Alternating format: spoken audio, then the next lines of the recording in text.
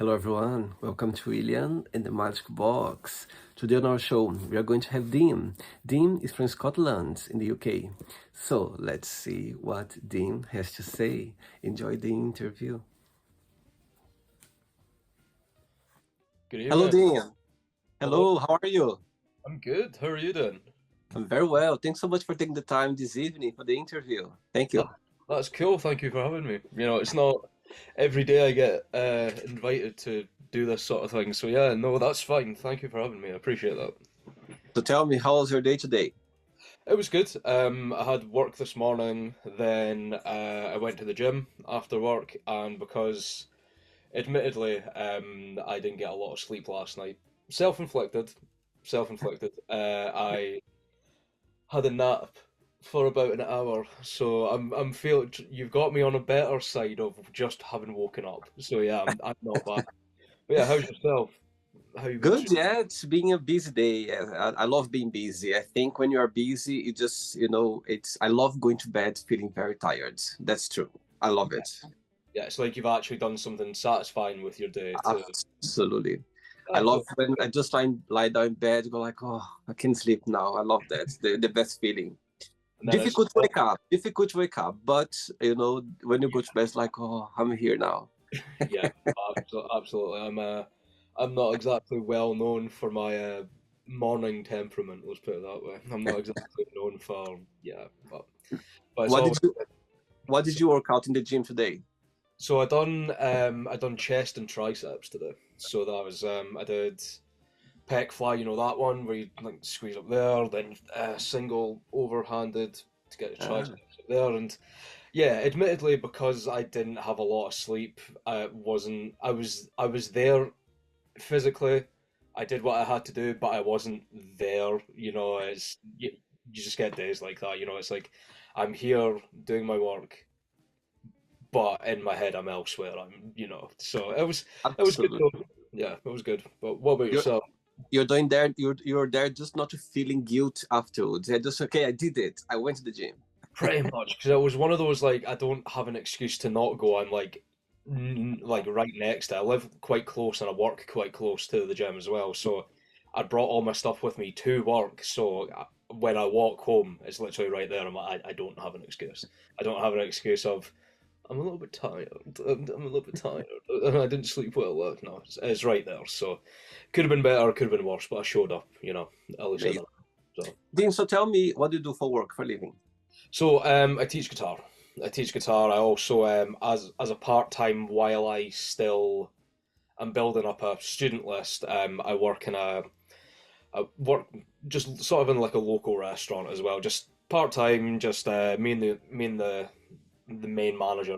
We've known each other a while, so I I do that. see. That's what I did this morning, and then only had a short shift today, but we had a higher up come in, Mm-hmm. so my day kind of got a little bit extended.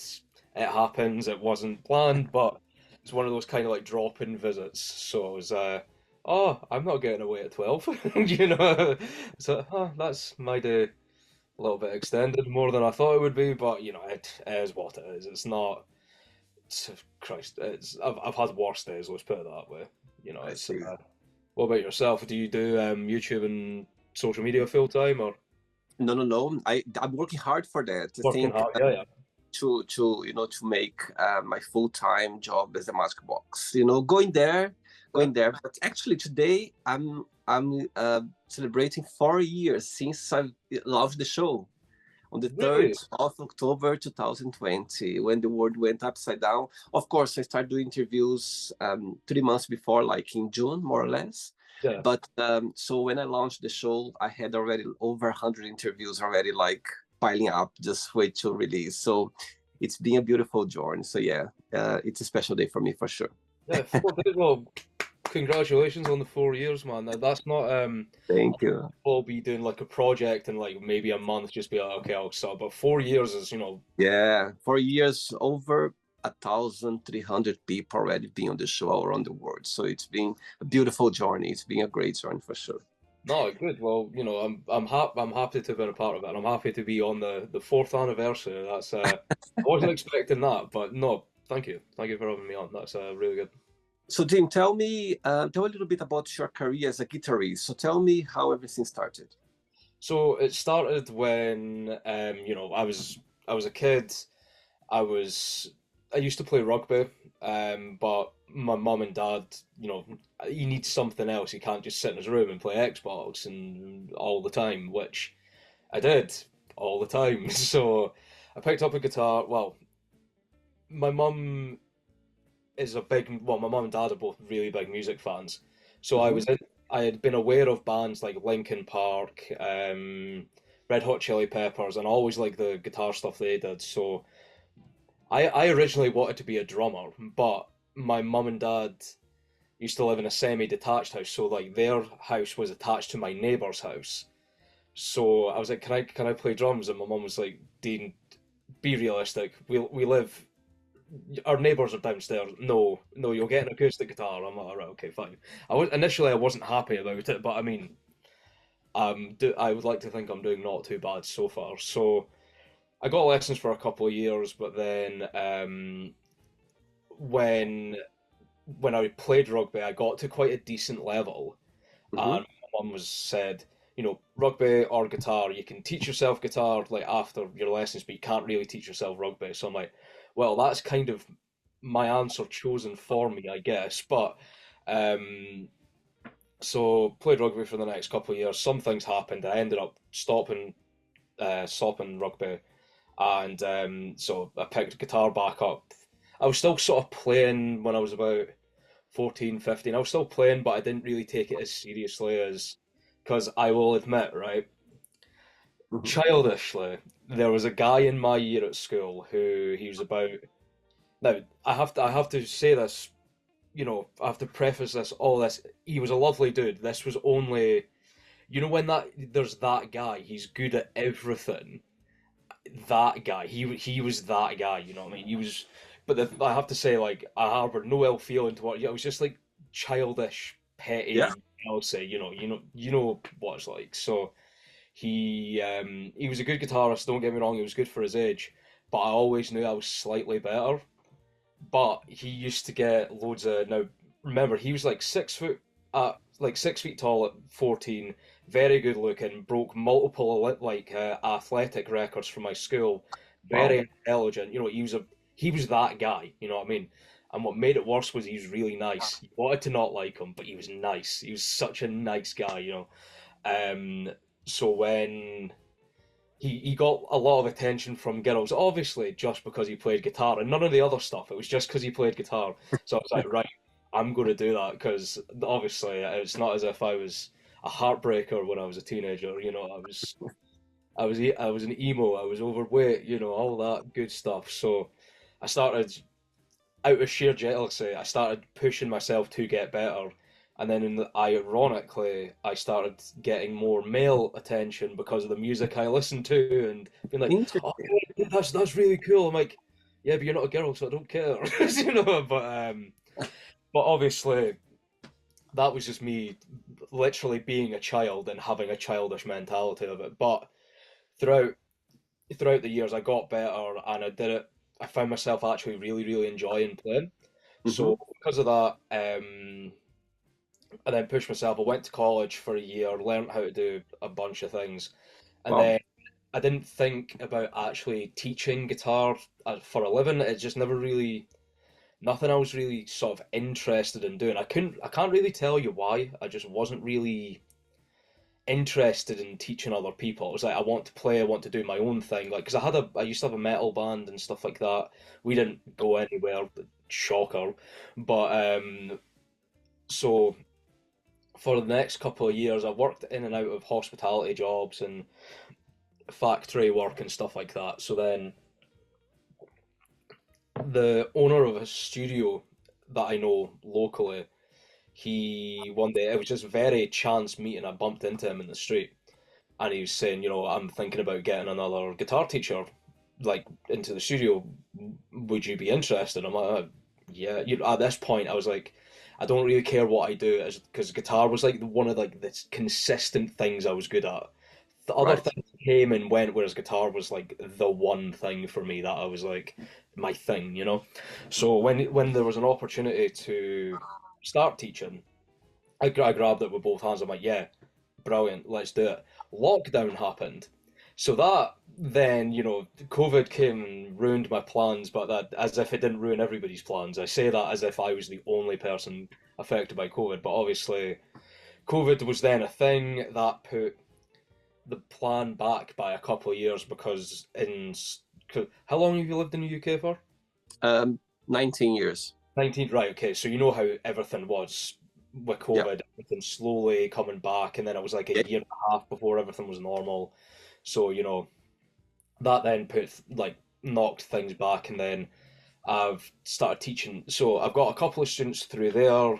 I've got teaching in another place through the YMCA, so kids can get free access to tuition, they can get free access to rehearsal spaces. So that's been really fulfilling for everybody. Taking It's kind of a thing of like with music, money shouldn't really be a factor in Hmm. whether you can learn how to play or not, because you always get the like schools are fine, but unless you get like a dedicated like music teacher for guitar or drums or vocals, you're never going to get there, you know what I mean? So I was fortunate enough to be asked to join that, and then last year I was approached to join. Do you know what a Ceilidh is? No. No. So in Scotland, the Ceilidh is spelt. So it's spelt in Gaelic. So it's Ceilidh, I think. Ceilidh. So it's kind of like it's the old traditional sort of thing that would be put on a Friday and a Saturday. Everybody would go down to like the local sort of uh like town hall or something, on a Ceilidh band. What they would play a bunch of tunes. Somebody would tell the people how to do the dances, and it would be a way for everybody to sort of like interact with people. You Yeah. could not know anybody. You could go to a Ceilidh, and you would go away with a bunch of friends. A bunch of people that I know have been to Ceilidhs and have met their partners, their girlfriends, their husbands, their future girlfriends and husbands, and things like that. So that's so for a lot of weddings or just like general like birthdays, weddings, special occasions, people will hire a Ceilidh band and they'll do like a bunch of the traditional Scottish country dancing to do that, during the night. So I got approached to become a guitarist for a band like this, and we also do like covers, just general like your Brown Eyed Girl, your Ho Hey, the classics, the dance floor fillers, that kind of stuff. So I started doing that last year. So the last year and a bit has been a really good year in terms of like, I don't want to say for the money side of it, but obviously I'm wanting to make a living off being a musician. So it's been really, really good this past year and a bit. So going from learning like your heavy metal, Metallica, Iron Maiden and stuff, I play in a traditional Scottish country band. I don't know how it happened, but it happened, and I'm happy it happened. It's took me out Amazing. of my comfort zone when it came to like different styles of music and stuff. So yeah, that's sort of my long-winded everything that's happened with guitar and stuff. But yeah, it's been an interesting journey, but it's been good. Apart from COVID, I can't say I would change it, But that's COVID, Amazing. yeah. Amazing. And you mentioned about Scotland. So where's about in Scotland you come from, Dean? So I come from the East Coast. So I'm from the opposite side of Glasgow, which is where everybody knows that accent. So that's why I don't have that. Couldn't. Yeah, I'm on the East Coast. Glasgow's on the west. I see. So tell me something interesting about the place where you come from, something that stands out compared with other places in Scotland. So apparently we're the sunniest city in the UK. So I come from a place called Dundee. Apparently we're the sunniest place in Dundee. Sorry, in the UK. You wouldn't think it, but apparently we are.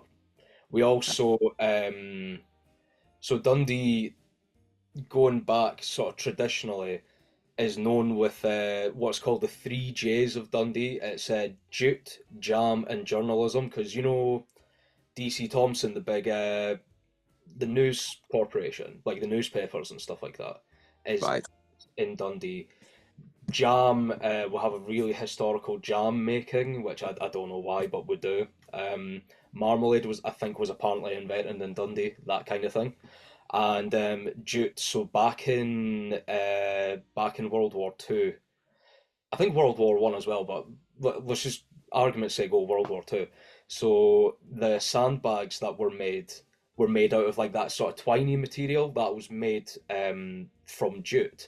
So if I remember correctly, the history goes there's a bunch of jute like old jute mills in Dundee that they're now like flats and apartments and stuff.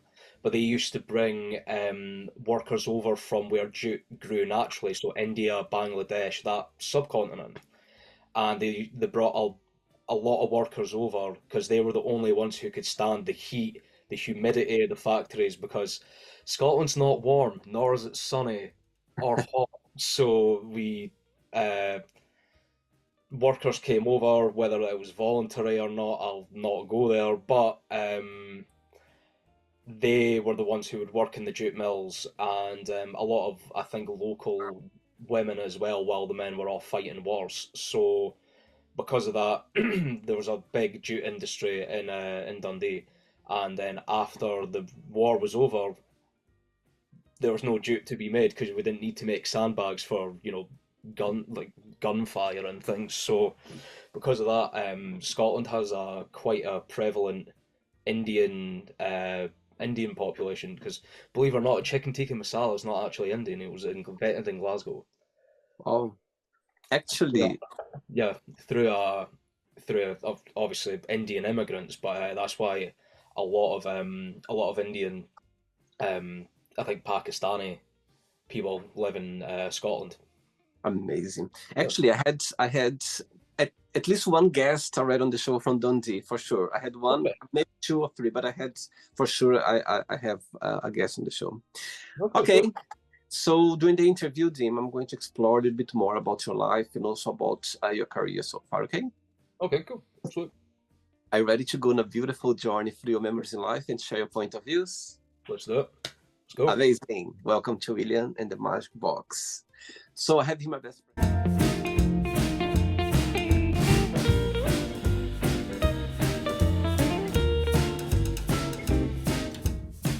Full of wonderful questions, okay? I'm just going to play a song just for us to relax before the first question, okay? Sweet. Let's do it. All right, so before I start the game, during the journey, if it comes up a question that you don't want to talk about, you don't want to answer, always can change, okay? Okay. Okay, first question for you is, what gives you butterflies? What gives me butterflies? I would have to say my girlfriend. She's good. She's Oh, she's lovely. But if we go on the not soppy answer, right before when I was talking about playing with my Kelly band, there are some gigs where it's just like it's just maybe about 20 people. That's fine. But at the start of the year, we played a sport. I think it was a university graduation thing, I think it was, or it was a party or something. There was about 470 people, and I walked through the doors, saw just these big tables of 12, and there was about what to me seemed like about 100 of them. I'm like, how many people are we playing to tonight? It was like, oh yeah, no, I think it's about 500. I'm like, oh, okay, okay. I'm like, that's the biggest audience I've ever played to, and they're like, oh yeah, no, it'll be fine. I'm like, oh, okay. You know, I was admittedly that.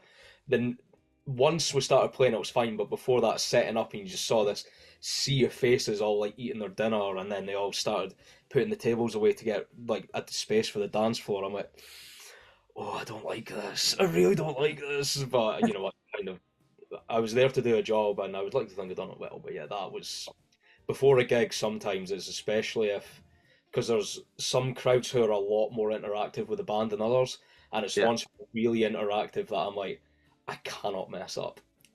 I need to be on the ball here, but you know, it's not that I wouldn't for like smaller, but it's one of those I'm like, I've got so many eyes on me, but then it's also one of those things of we're just a lot of the time we're just background noise, so it's fine. But yeah, I would say that. Yeah, those moments, you just always, even when you think about, you're still feeling these butterflies, even when you remember about the situation for sure. That's how I see as well. Yeah, because the my first gig, it came about a lot earlier than I was expecting because the old guitarist, they had work commitments, so it was um, about the end of August last year. They said, "Oh yeah, your first gig with us isn't going to be until," it was about mid-October, so you've got like a month and a half to prepare. I'm like, oh, "Okay, cool, that's fine. I can listen to what I need to do, look over the music, everything's fine." Then I get a message, "Oh, they're having to leave a lot earlier than we thought. Could you do this gig on the 2nd of September? That would be your first gig." I'm like, "It's the 19th of August now. That's not even 2 weeks away." I'm like, sure." And I remember getting that phone call. I'm like, I wasn't doing anything that day, and I kind of planned on just having like an off day. I'm like, I need to work. I need to work on this now. So that first gig, because there's when you're first starting off, they were already established, so I had a lot to learn from them, just the way things went. But this was a new style of music I wasn't familiar playing with. Somebody's wedding who obviously I didn't want to do. No, I can't think of anything apart from really, really badly making a mistake to ruin a wedding. But it's one of those, that's somebody's day. I don't want to do anything to potentially put a spanner in the works, but everything went fine. So that was a lot of things needed to be learned. But before that first one, I'm like, right, what's the first chord of this song? And even though the music's right there, I'm like, is that it? Yeah, yeah, that's it. Are you sure? It's like, yeah. I think you've also listened to it about 40 times. You know, it was one of those that was once the first song got out of the way and I didn't make a mistake, I was like, right, okay, cool. I'm a bit more relaxed now. But that was not fun setting that up. That initial hour, yeah. But you live and you learn, do you? Amazing. Next question. Let's do it. Adrian from Scotland. Next question is, when have you been the most happy? The most happy I've been. I was probably saying the past year and a bit I've probably been the happiest. Just with, I try not to put too much of my self worth over like what I do for a job, but just making more of a difference, especially with the sort of kids that I teach. Knowing that the next week they've got like a question to follow up on what we were teaching and that kind of thing, seeing a noticeable progression and having people go away learning something and coming back. "Oh, you said this last week. Could we do something like this, or can we do that, or can you show me this?" That's obviously it's for the kids, but selfishly, yeah, that gives me a lot of satisfaction. That gives me a lot of happiness knowing that I'm making a difference to somebody's journey, like the journey that I had. It's kind of there's some knowledge, dude. There you go do your thing. It's yeah, I would say it's that, and then I went to Poland with my girlfriend back in the summer. That was just a really good holiday. I was really happy with that. That was really good. Wow. Do you believe that happiness is a choice? That's an interesting question. I think a lot of people, and I'll admit I've been guilty of doing it myself, are too tunnel visioned with what they want to do that they're very willing to block off all the other good things going on in their life. Because there are obviously some people who have had a rough life. There are obviously people who, I wouldn't say I've had a particularly hard life. I grew up in a nice area. I've got very good friends, very good family. So I'm not gonna say, "Oh, you just need to be happy." I'm not that unself-aware of the world, like what goes on in the world. But I think a lot of people can be a very, like I said, a bit tunnel visioned to look for being miserable rather than look at the things that they do have. Yeah. I think, but then I think that's and I mean this in the right way. I think that's a very Western way of looking at things because you do get the people who are less fortunate than ourselves or less fortunate than the people that we know who would give you the shirt off their back even though it's probably the only one they would have. And I think people like that, there's a lot to be admired. Next question, let's do it. Right, so before the next question, Dim, tell me what's the biggest joy of being a guitarist, yeah, or a guitarist teacher when you're teaching? Tell me the best feeling of it and the most challenging part. What do you find it? So the best thing, like the best thing about it, I would say, is definitely the satisfaction of giving somebody something they didn't know before or didn't have an idea of a concept or an ability, getting them slowly or quickly, depending on their progress, getting it and them getting a sense of satisfaction. It's them getting the satisfaction that gives it for me, you know. Um, and also as well, like after a wedding, if they're like, "Oh, you guys were really good" and all that stuff, so we've managed to add to their day, Hmm. which is again is that's fair enough. It's my job, but knowing that we've contributed to their special day, and a lot of people are going to remember that the music was good and everything was just the day overall was really good. You know, so that's I would say the biggest satisfaction for me. And the most challenging part, what is about your career? The most challenging part, I would say, is one of my friends said it best, the biggest compliment you can give yourself as a musician, which paraphrasing is the biggest compliment you can give yourself as a musician is, that wasn't completely shit. That that didn't sound bad, you know, because we're always sort of looking to be better than what we were. And it's Right. that constant chasing of perfection, like perfectionism, you do kind of get a bit blind to the stuff you can already do. So that's, Yes. but I think that's without being like I'm an artist, but I think as like a painter would do the same, musician would do the same. So yeah, that I would say the biggest challenge is to not be overly critical of yourself, I would say. I see. Okay. Next question is, share with us a crazy or funny story that happened to you when you were a child at school. Child at school, funny story. Yeah, I would say one that comes off the top of my head was there used to be a shop that used to sell food, like a little bit away from the school, and we used to there was a guy in my group who would always like he would always run to the shop. We would give him the money, and then whatever change was left over, we would just give him. And there was one day he came out with his food, and a bird flew overhead, like it it Oh, shit, and it landed in his food. oh my And God. by the time he come out by the time he came out of the shop, the queue was massive, so he couldn't, you know. So admittedly, I ended up splitting my lunch with him, but it was one of those ones. We never let him forget it for a while. Just be like, "Oh, do you remember when the bird shit in your food?" He was like, "Yeah, I remember." I'm like, "Do you remember that?" Because I do. I was there. I saw it. You know that. That's one one that kind of just comes off the top of my head. But there's a bunch of different ones. You know, we not saying I was like a class clown, but my group we had a lot of laughs during school. That was Who was your favorite teacher? Do you remember? my favorite teacher was one of my music teachers. He was one of those music a lot of people take as a subject to basically have an excuse to mess around in school. You know, people done it in French, people done it in art, people done it in religious education. You know, everybody done it, right? But he he was just an overall just a great person. You know, he was very old school in the sense of if you didn't care, he didn't care. If you showed that you wanted to put in the work, he would help you. And there was the second last year I was in school, he was about to retire, so he stopped caring. Like he just stopped. You know, he was, well, what are you going to do? Sack me? I'm about to retire. I don't care. Yeah, there are those. I remember. So there's always some teachers that, for one reason or another, they always gonna remember. I had a biology teacher as well. That's until now. I remember her. She was so funny. And I remember when she was, we were teenagers, and she was trying to explain about, when the girls they have the periods. Yeah, so she was Yeah. trying. I remember she's saying that every month they have like a party in their, you know what I mean, their belly, and they need to clear up.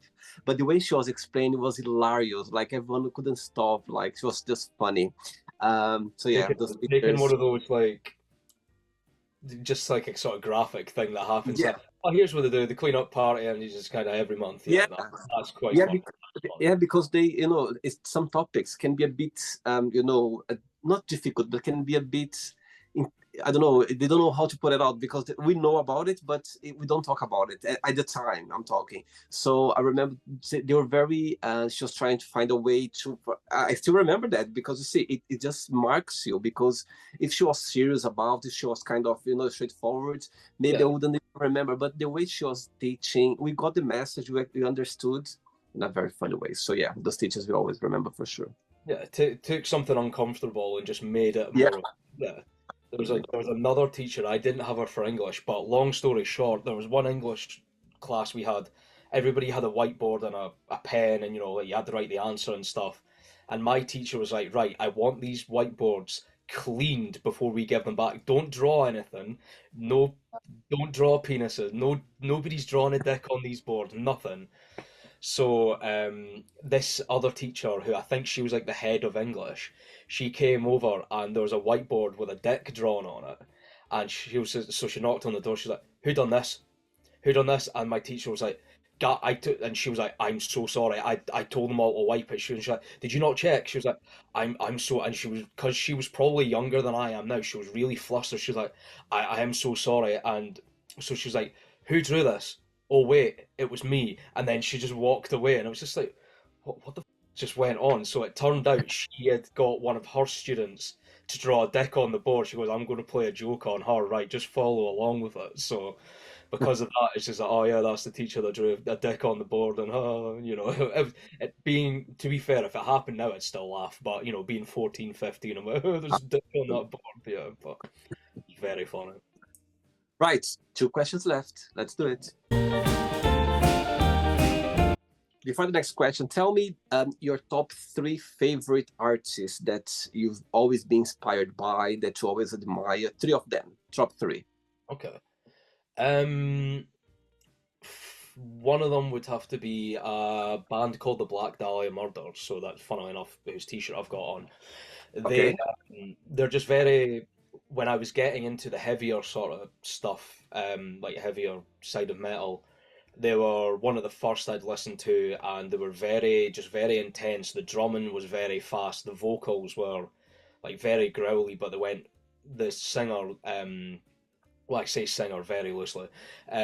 He would like have this really sort of like guttural, sort of like animalistic growl, but you had these really high, piercing, shrieky, and going from that back and forward. I'm like, I've never heard anything like this before. This is intense. I don't know how to feel about it, but I really, really like them. But unfortunately, the singer passed away a couple of years ago, and Mhm. the band have since continued. So having that, and then having that to keep going on, it kind of, not specifically in his memory, but keeping everything going through a horrible circumstance is really something to be admired. Secondly, I would say Metallica. I mean, Metallica's Metallica. I don't think I have to explain that. The Metallica's Metallica. Yeah. So Black Murder, Metallica, and for me, another one I would say is a band called Coheed and Cambria. So every single one of their albums, apart from I think one or two of them, is based on a comic book that the singer creates. So Yeah. all the songs tell the story of these comic books, and I just think that's really cool as a concept. I don't particularly read comic books. I'm not really interested in the story of the overall comic books, but the songs themselves, very good. Amazing. Okay, so let's see. One day you wake up in the morning and you have 3 missed calls. Yeah, one from the first band just explained, the second one from Metallica, and the third one for this other band just mentioned now. Okay. Just tell me which one you'd call back straight away. Like when you see the missed call fade, you call back straight away. The second one, you send a message saying, "Okay, I can call you later." And the third one, you don't say anything. Just go like, "Okay, I can talk to this person or this band later on." Tell me those 3. Metallica, instantly. If they're like, "Oh yeah, like Kirk Hammett, he's not feeling well, he's broken his hand. Could you play for us?" I'd be like, yes, yes, absolutely. The exposure would be amazing. So Metallica, purely for selfish reasons, Metallica. The second one I would have to say would probably be the Black Dahlia Murder, because they're on, for me, the more extreme side of metal out of the 3 of them. I Okay. just think it would be really cool if I could get to even hang out with them or speak to them or whatever. I think that'd be cool. And then I'd say probably thirdly, Coheed and Cambria, because as much as I love them, it's not Metallica. It's not Metallica. It's Amazing. Okay, next question is, what is the best advice have you ever given? best advice. So there's a saying in Scotland that what's for you won't go by you, right? So it's kind of a optimistic way of sort of, if it wasn't your time, it wasn't your time. Sort of relax. There's a lot of things that we can't control. Say you went for a job interview, you didn't get it. Okay, it wasn't for you. I wouldn't. Don't get too bogged down by it. Relax. It is what it is. So I think that's kind of generally good life advice because I think I've done it myself. A lot of people can really pigeonhole themselves or really like be focused on that one thing to the point where if they don't get it, they're going to be really, really upset by it. Now, that's a completely normal human reaction, but with that saying, it's kind of okay, that wasn't your time. Something else will come along. Totally agree, Dean. I think I know another saying very similar as well. Whatever meant to be for you, it will come to you. It will find a way to get to you. You know what I mean? And actually, this saying is very comforting as well. It makes you relax a little bit because sometimes you just get a bit anxious about things, and you just want to do things very very quick. But I think the best thing is just do it. You need to do the job as well. Don't relax. You know what I mean? Go for it. But whatever it meant to be for you, it find a way to get to you. That's how I Yeah, see it as well. yeah, exactly. It's like I'm not saying don't work towards your dreams or don't, No, but no, carry on. But happens, it happens. If yeah, it doesn't. Don't let it affect you too badly. absolutely. It's meant to be. It's meant to be. What's for Yeah. you won't go by you. But you cannot keep. Okay, I'm gonna sleep. I'm gonna wait for the thing to happen. It doesn't work like that. You need to work together. Everything needs to work together to get the point where you want to be. Last question. Ready? Brilliant. Let's go. Let's do it. Let's go. Before the last question, through your career as a teacher, yeah, or as a guitarist, tell me a situation or a moment that you're never gonna forget that for you always gonna have a special place in your heart, like when you are teaching. Um, there's one kid that I teach currently who, as much as I like them, lovely, lovely kid. A Yeah. lot of the time, it's like trying to get blood from a stone to do anything. Sometimes it's like, oh, I don't really want to do that, or it says, oh, why do I need to do this, and so on. It's kind of like a lot of kids will take a lot of things on board, and I kind of respect the constantly questioning things. I respect that. But sometimes as a teacher, like I'm sure you know as yourself, sometimes through a job, and you just say, could you please just do it? Please just can we just work with me here, so I was trying to teach her just general chords and stuff like that, and she just like, oh, this is boring. I'm like, yes, you might think this is boring now, but a lot of songs are made up with this, and if you want to write your own things, you do need to know this stuff. This is kind of it's a non-negotiable. You do need to know this stuff. So over a couple of weeks, I was teaching her this stuff, and it was I wouldn't say attitude, but I was less than enthusiastic. I'm not expecting everyone to be like, yeah, great, I want to do this all, but it was kind of a work with me here. And then there was one day, so I taught her an A chord and an A minor chord.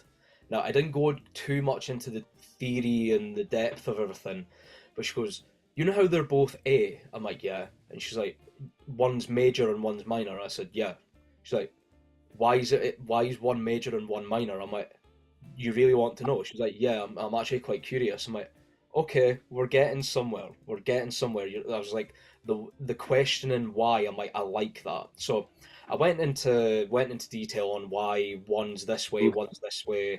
Went into the relationships of the notes between the notes in the said chords. I'm like, do you notice this difference? How this is this and this is that? And she's like, yeah, that is the difference between a major and minor chord. She goes, okay, so if I did this, which note would I have to move to make that minor? I might this one, so I might play it this way. Now play it like that. Do you hear the difference and do you see the physical difference? You've got a one note difference. She says, yeah, and she's like, okay, so if I was to do this one, and she done it with another one and she got it spot on. I'm like, ah, cool, we're getting somewhere. And she was like, oh, I think I want to work on that a little bit more next week. I was like, huh, oh, it's not so stupid now, is it? You know, so it's getting over that initial hurdle of getting her interested and getting her, that was I won't be forgetting that. It was Um, very, it was one of, right, we finally got there. We finally got somewhere. And yeah, that was getting her to not really care, because you don't need to know in-depth music theory to be able to write a song, but mhm. getting her interested was the main thing I was worried about, and we managed to get it. That was good. Amazing. Hey, last question for you is, who make you laugh the most? Um, Either my girlfriend or my best friends, because my girlfriend, she's quite an introverted person, but not when she's around me. She's very much there's certain things that she does. I won't go into detail, but there's certain things that she does. It's just so. I'm not calling her stupid, but some of the things she does is just so stupid. It's just. I can't quite describe how much she can make me laugh sometimes just by doing silly little things. It's like. There's this ones she probably won't like me telling you this, but I'm telling you anyway. So, do you like Fleetwood Mac? Yes, I know. I know the band. Yeah. So there's one song called "Never Going Back Again," and the lines go, I've went down one time, I've been down two times, I'm never going back again." So if the song comes on in the car, she'll do this thing where she'll be like, "I've been down one time, been down two times, I'm never going back again." It's just she's done it so many times, but she'll properly, like, see how I'm just doing that? She'll properly throw her body into it two times. I'm never going. It's just so stupid. It makes me laugh every single time. It's Okay, so let's see now that your girlfriend is watching this interview right now. When you have a moment, an opportunity to send her a message, what would you say? oh, don't put me on the spot like that. I would say yeah, she's probably been one of the better things that's ever happened in my life. She's generally she's like a little version of me. It's Oh, honestly, she's one of the sweetest, most caring people I've ever met. oh, Overall, yeah. I'm not going to go down the soppy route of believing in soulmates and things like that, but I would say she's very, very much my person. She's oh, she's great. I love her. She's great. oh, sweet. Okay, it's not the end yet. Let's play now the word association game. Okay, I'm going to give away some words. Just one word that comes to your mind. Quick thinking. Okay, one word for family, Love. money, I would go greed. fear, Spiders. Don't like ink, spiders. life, Challenging. love, My girlfriend. religion,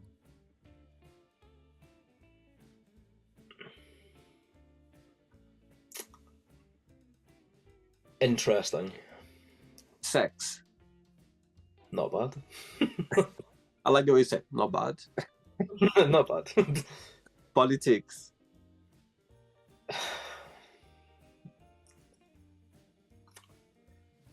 I'll give a safe for work answer. Self-serving.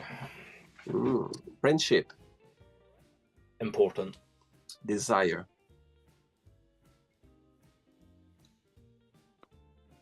I don't want to use the word important again, but no right or wrong, whatever comes to your mind. yeah, I'll just go important again. Okay, Important. regret, Many. success, Difficult wish, to play for Metallica. No. Yeah, I would just say successful. okay, happiness,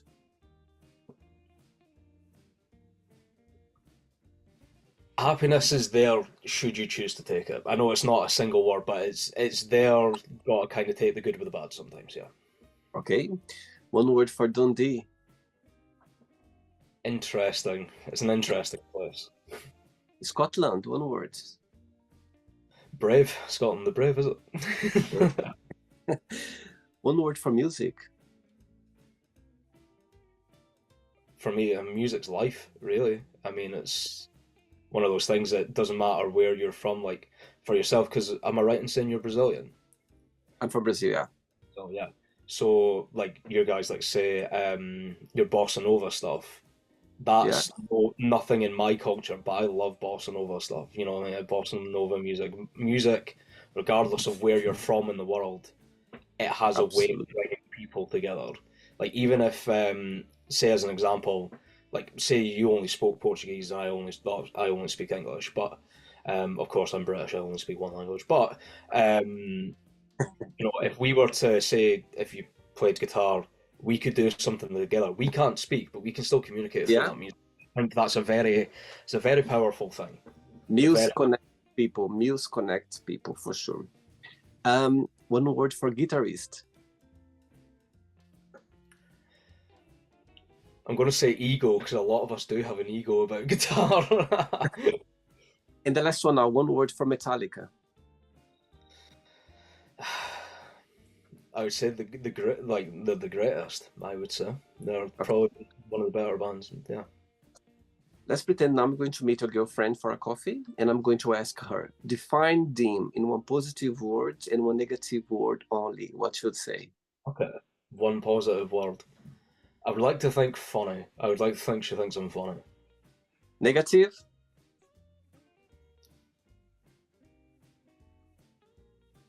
Chats too much.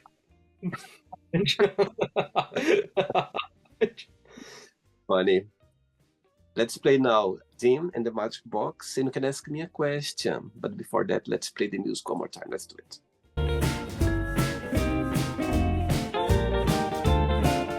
Oh yeah, I got you dancing dance. Okay, you can ask me a question now, dim. Okay.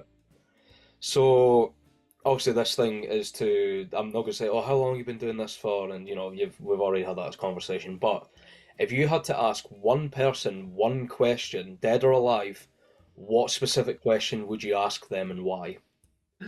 Wow. Just one person, like one person that comes to my mind? Anybody. It could be like Anybody? yeah, anybody. It could be Muhammad Ali, it could be a relative. Any Okay. question, anybody, what would it be? Okay. The first person that came to my mind for some reason was Princess Diana. Yeah, Princess Diana just came to my mind right now. And I would get ask her just one question. I love your question, Tim. You put me in the spot, and I love it. I would ask her. Um, okay, I would just ask her, Princess Diana, can you just define yourself in one positive word and one negative word only? I would love to see what you'd say. Wow, that would be like, would say a lot about her, for sure. That would be. I love your question. Yeah, Amazing. she was very she was an interesting person in her time and in her so I would like to yeah, one negative and one positive. It's I could think of worse questions to ask her.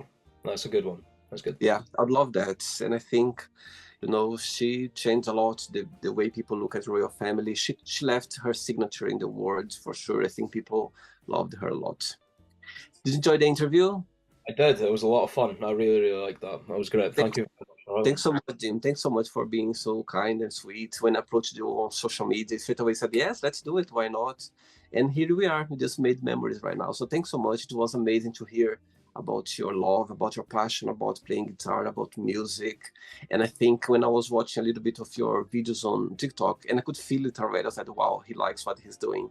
He's visible. So carry on, carry on. Good luck with your journey. I just hope one day you're going to get a call from Metallica. I just hope this interview ends somehow. You know what I mean? They'll go like, oh, are you Dean that you participate in this show called Really the Magic Box? Oh, yes, I would like to do a collaboration with you. Imagine. You never know.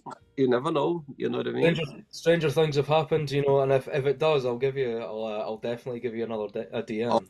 oh, you got goosebumps now. You need to call me. Said, really, what just happened? You need to do like a play. I would like to get like a free ticket to see that moment. Like, you know what I mean, happening. Yeah, I'll see if I can pull some imaginary strings. Yeah, leave it with me. I'll see what I can do. Before you go, if you can share a positive message or anything that you live by. I'll probably have to go back to the what's for you won't go by you. I would because I think it's generally good life advice for just If it's meant to be, it's meant to be. Obviously, keep Yeah. working hard at your goals, but don't get too bogged down with the negative. Yeah. If it happens, it happens. What's for you won't go by you. Amazing. Amazing. Thanks so much. Thanks again, regards to your girlfriend, to your family, and you keep in touch, okay? It was a pleasure having you on the show. Okay? Absolutely. Have a good Um take beijo, care. obrigado. Bye. Goodbye. Ah, obrigado. Take care. Bye Take bye. care, man. Bye-bye. Bye. So, did you like the show? Don't forget to give a like, share it, and also don't forget to subscribe to the channel. And if you'd like to be part of the show as well, first, subscribe to our channel, and after that, just go to our website, www.williamandthemagicbox.com, and send us a request saying why would you like to be part of the show. And I see you there. Bye bye, see you next time.